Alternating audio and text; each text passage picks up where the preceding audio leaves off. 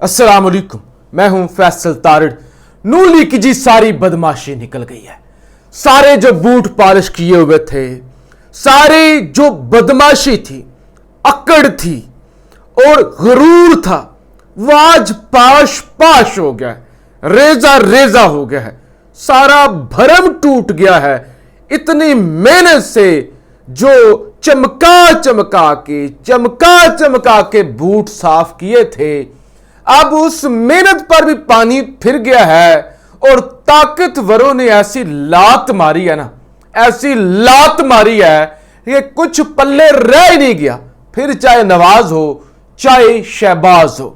बहुत बड़ी खबर आज लंदन से आई है और खबर यह आई है कि मियां नवाज शरीफ ने सितंबर के महीने में भी वतन वापस ना आने का फैसला किया है। बड़ी खबरें आपने सुनी, बहुत सारी खबरें आपने सुनी कि मियां साहब बस आ रहे हैं, मियां साहब सितंबर के पहले हफ्ते में आ रहे हैं, दूसरे में आ रहे हैं, टिकट हो चुकी है। कुछ लोगों ने कहा गारंटी, वो गारंटी मिल गई, लिख के दे दिया गया है। जो है वो मियां साहब वापस आएंगे, ना सिर्फ वापस आएंगे, ये भी लिख के दे दी गई गारंटी कि मियां साहब की बरीयत होगी, बरीयत तय है। आज अचानक उनके पैरों से जमीन निकल गई कि जब खबर आई मियां साहब तो सितंबर के महीने में भी, सितंबर गुजर जाने के बाद भी पाकिस्तान वापस नहीं आ रहे। वजह क्या है? क्या मियां साहब के प्लेटलेट्स दोबारा गिर गए हैं, दोबारा दौरे पड़ना शुरू हो गए हैं? वजह यह है ताकतवरों ने मारिया लात, किक कराई, उन्होंने बूट की और कहा आप दफा दूर रहे। बात यह है नून लीग दे क्या सकती है एस्टैब्लिशमेंट को?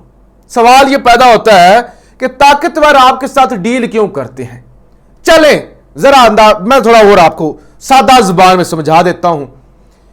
दो बड़े खानदान आपस में रिश्ता क्यों करते हैं, या एक बड़ा बिजनेसमैन एक एमएनए क्यों रिश्ता करेंगे? किसी के पास होगी ताकत सियासी, किसी के पास होगा पैसा, ठीक है, समझ आती है, आपस में रिश्ता कर लेते हैं।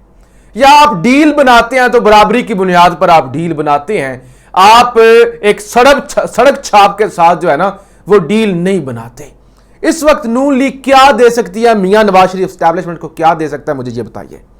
मियां नवाज शरीफ अगर वतन वापस आ जाते हैं और उनका इमरान खान के किसी वर्कर के साथ मुकाबला हो जाता है पाकिस्तान के किसी भी हलके के अंदर, फिर वो चाहे लाहौर हो, चाहे गुजरांवाला हो, चाहे सरगोदा हो, चाहे कोई और हलका हो, तो कोई भी ये गारंटी नहीं दे सकता कि मियां साहब पहले तो नायल है ना, अगर एल भी हो जाते हैं, वापस भी आ जाते हैं, तो वो पीटीआई के वर्कर से जीत जाएंगे।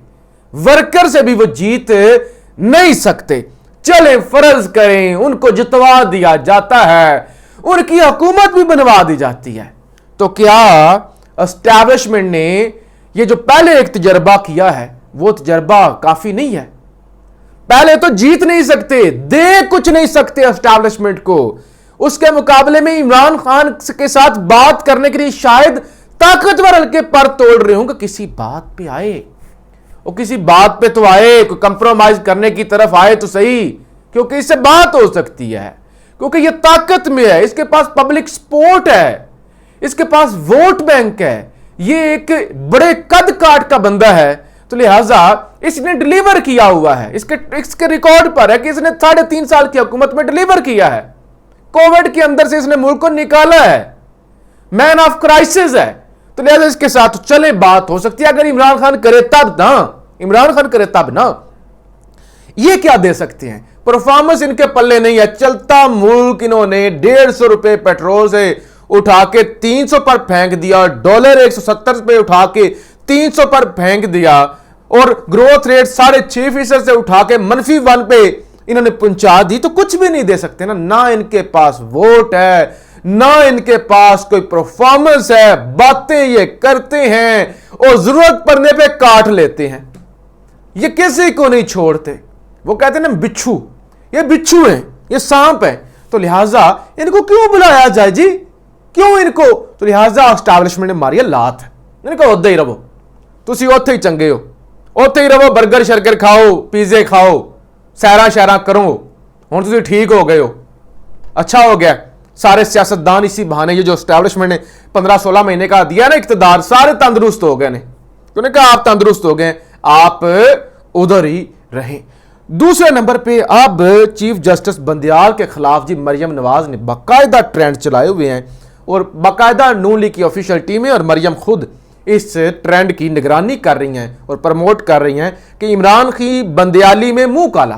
یعنی کچھ لوگوں کی نا عادت ہوتی ہے کیونکہ آپ نے اسے کچھ نہ آئے, جیسے پاکستان اور انڈیا کا میچ ہو یا کوئی اس طرح کی سچویشن بن رہی ہو کہ پاکستان تب آگے جاتا ہو یا انڈیا تب آگے جاتا ہو جب سری لنکا ہارتا ہو یا نیوزی لینڈ ہارتا ہو.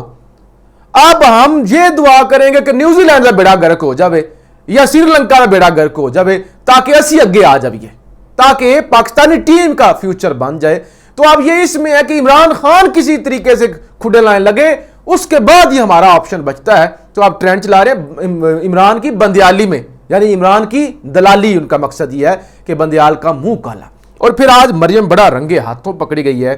کل بھی ایک بڑی خبر آئی تھی, مریم نواز نے آج کہا کہ جس حال میں چوروں کو جیل میں رکھا جاتا ہے عمران خان کو اس سے بہتر ہی رکھا ہے. اب سوال یہ پیدا ہوتا ہے مریم کو کیسے پتا عمران خان کو کس حال میں رکھا گیا ہے. کل ایک خبر چلی تھی, ایک نیا ٹی وی چینل ہے ٹیلن نیوز, اس پر کل ایک رات کو خبر چلی تھی کہ جیل کے اندر جو عمران خان کے ساتھ سلوک ہو رہا ہے نا, اس کی اپڈیٹ دی جاتی ہے مریم نواز کو. یعنی وہ مریم نواز تک خبریں یا ویڈیوز پہنچتی ہیں کہ اٹک جیل کے اندر عمران خان کے ساتھ کیا ہو رہا ہے. تو اس لیے مریم اتنے وثوق سے کہہ رہی ہیں کہ جس طرح چوروں کو رکھا جاتا ہے اس طرح سے تو نہیں رکھا گیا, اس سے بہتر رکھا گیا ہے.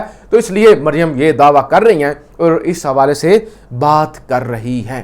لیکن جی آج بڑی ایک افسوسناک چیز ہوئی کہ پہلے دن کل بڑا میدان میں آئی سپریم کورٹ نے کہا اس بات میں تو شک نہیں عمران خان کو فیئر ٹرائل نہیں دیا گیا, اس بات میں بھی شک نہیں کہ عمران خان کو سزا ٹھیک نہیں ہوئی, اس بات میں بھی شک نہیں کہ عمران خان کا جو ٹرائل ہے اس میں بے شمار غلطیاں ہیں.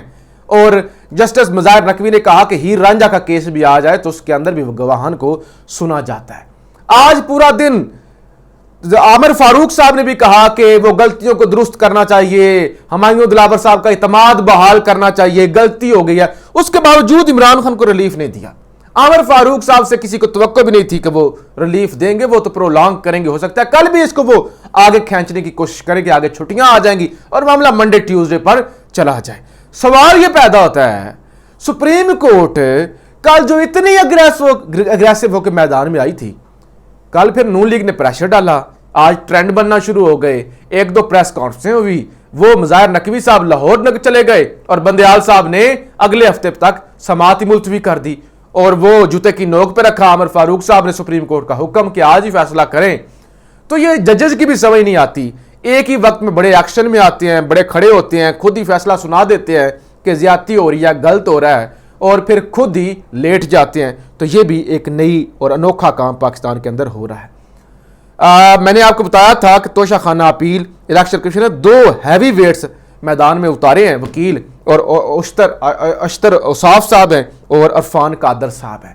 اب مزے کی بات یہ ہے یہ دونوں جو ہیں وکیل یہ سابق اٹارنی جنرلز ہیں, کن کے؟ نون لیگ کے. دونوں نون لیگ کی طرف سے عہدیدار رہے ہیں.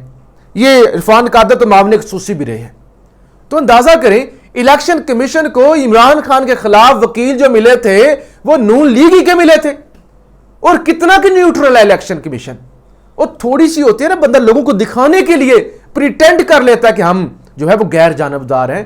یہ تو بالکل ہی ننگے ہو کر سامنے آ گئے ہیں. عدالتیں بھی, ادارے بھی بالکل ہی قوم کے ساتھ مذاق بنا رہے ہیں, قوم کے ساتھ کہ جو ہے وہ انہوں نے کرنا کہ عدالتوں سے لے کر جناب اداروں تک, اداروں سے لے کر وکلا تک, وکلا سے لے کر میڈیا تک, میڈیا سے صحافیوں تک, سیاستدانوں تک, ہر کوئی اصول بھول گیا, ہر کوئی اصول بھول چکا ہے.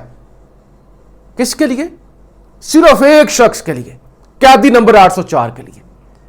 قیدی نمبر 804 کے پیچھے لبرل نہیں رہے, سیکولر نہیں رہے, مذہبی نہیں رہے, اور جمہوری نہیں رہے, کچھ بھی نہیں رہا.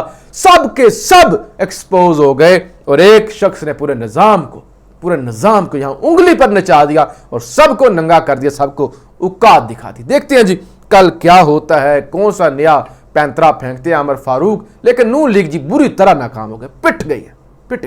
پاکستان زندہ باد.